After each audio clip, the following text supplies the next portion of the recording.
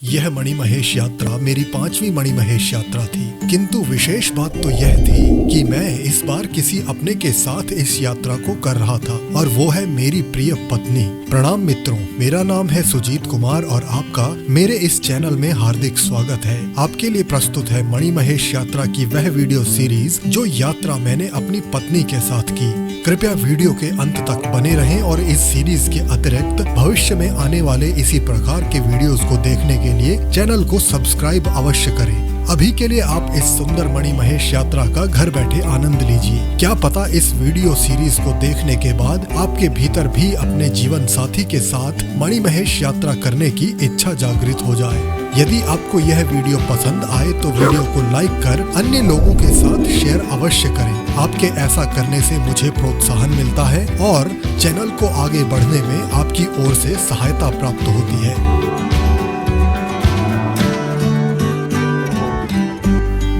भाग 3 में आपने हमारी धनछो से गौरी कुंड तक की यात्रा को देखा, जिसमें सबसे पहले हमने शिव घराट के दर्शन किए। वहां पर माथा टेकने के बाद हम सुंदरासी पहुंचे।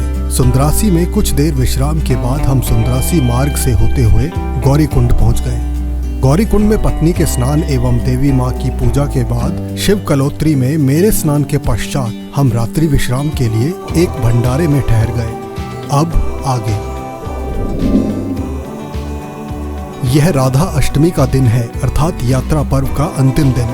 मौसम एकदम साफ था और मणि दर्शन के लिए हम सुबह 7 बजे डल झील पर पहुंच चुके थे।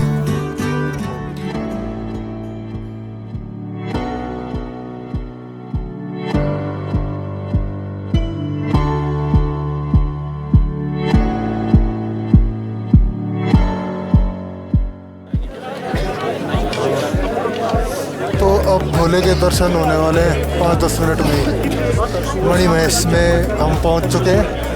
अभी कितना टाइम हो रहा है? 7:20 हो रहा है लगभग। 5-10 मिनट बाद भोलेनाथ अब मणि के रूप में दर्शन देंगे। तब थोड़ी देर में भोलेनाथ दर्शन देने वाले हैं, तब उन्हें हम देखेंगे। आप भी देखिएगा। नीले आसमान के बैकग्राउंड में कैलाश पर्वत अत्यंत मनमोहक एवं भव्य दिख रहा था और सभी की दृष्टि कैलाश पर जम चुकी थी, क्योंकि थोड़ी ही देर में मणि के दर्शन जो होने वाले थे।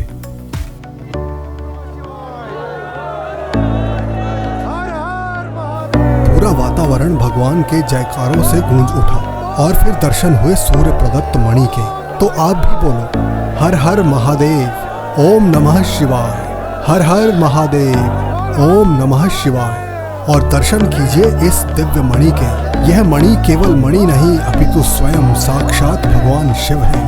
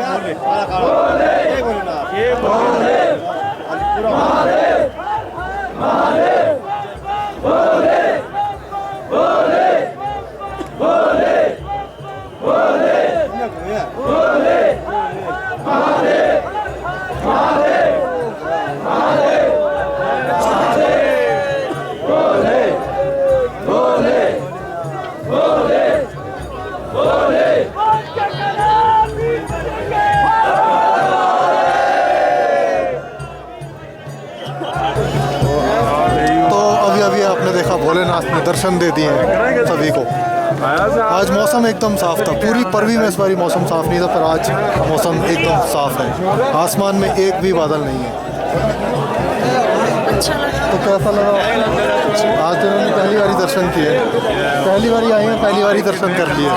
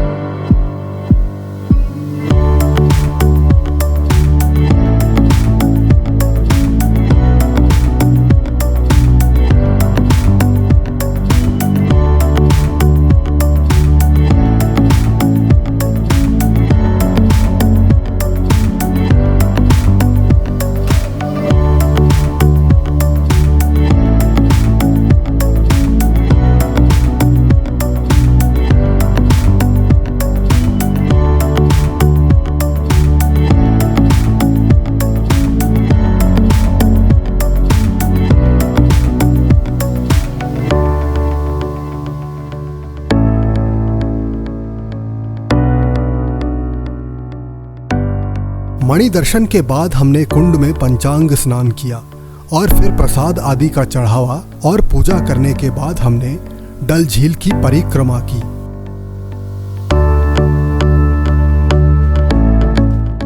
तो अभी हम डल की परिक्रमा कर रहे हैं। परिक्रमा पूरी होने के बाद फिर हम वापस हो जाएंगे। डल का पानी काफ़ी जमा हुआ था, बहुत ठंडा था, तो हमने स्नान तो नहीं किया, पर हमने केवल पंचांग स्नान कर कर ही काम चला लिया। बम बम भोले बम।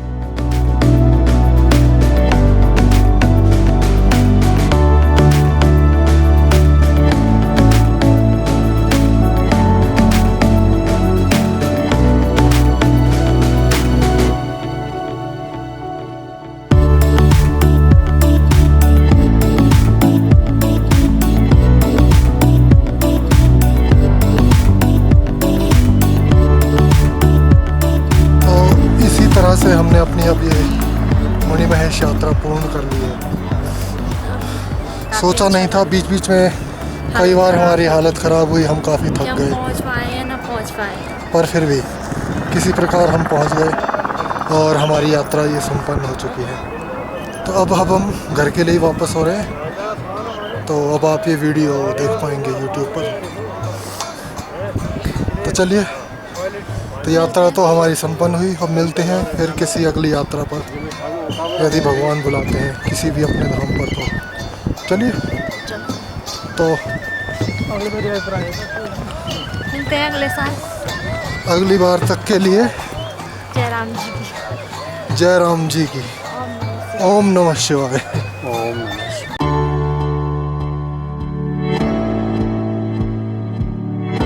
गौरी कुंड पर हमने कुछ समय टहलने और पास के सुंदर दृश्यों को देखने में व्यतीत किया।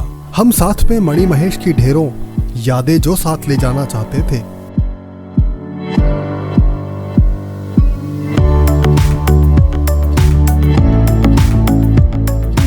अब समय हो चुका था वापसी का। जाने का मन तो नहीं कर रहा था, परंतु फिर भी जाना तो था ही। तो हमने कैलाश की ओर देख भगवान से जाने की आज्ञा ली और लगभग 11 या 12 बजे हम वापस हो चले।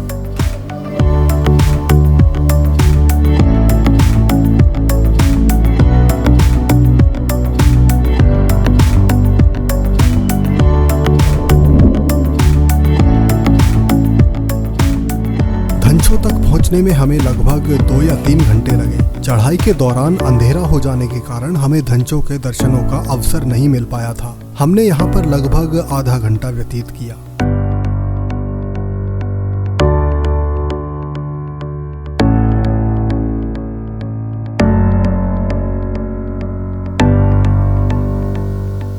हम शाम के लगभग 5 बजे तक हड़सर पहुंच गए और रात बिताने के लिए एक टैक्सी से भरमौर को चले गए। तो फाइनली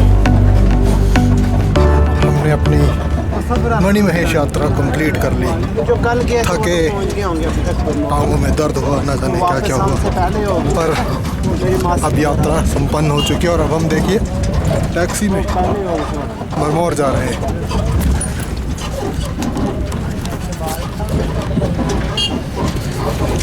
थक लगी? क्या सारा बहुत ज़्यादा था, बुरा हाल? अब मैं बोलने लायक बोलने लगे तो वो बोलने लायक नहीं है, पर जो भी है थक चुके हैं वो भी, मैं भी। अब हम भरमौर में जाकर अपना ठिकाना ढूंढेंगे। आज रात वहीं ठहरेंगे, शायद कल भी, क्योंकि हमारी ट्रेन तो 18 की है। तो मिलते हैं अब दिल्ली में।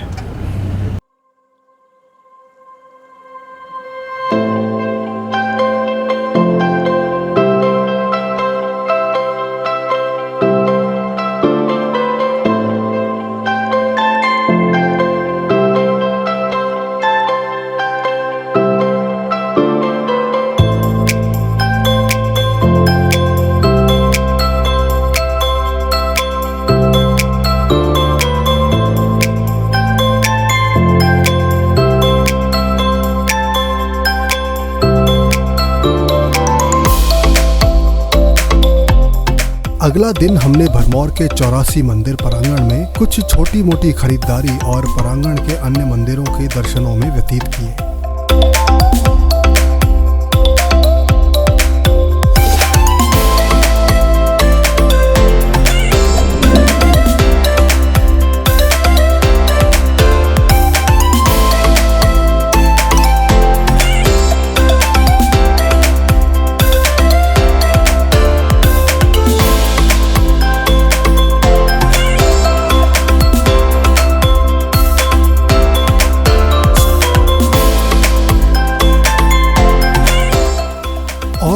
अगले दिन हम बस से पठानकोट आ गए और फिर पठानकोट से राजधानी एक्सप्रेस द्वारा दिल्ली को आ गए। पूरी यात्रा में हम बहुत खुश थे। कब एक सप्ताह बीत गया कुछ पता ही नहीं चला। बस मन में थी तो केवल इस यात्रा की ढेरों यादें और भगवान से एक कामना कि वे हमें उनके इस पुण्य धाम पर आने का पुनः अवसर प्रदान करें।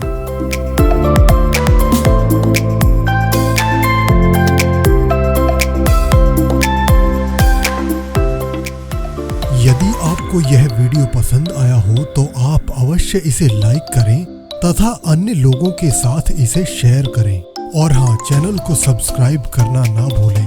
तो अगली बार तक के लिए जय राम जी की। ओम नमः शिवाय।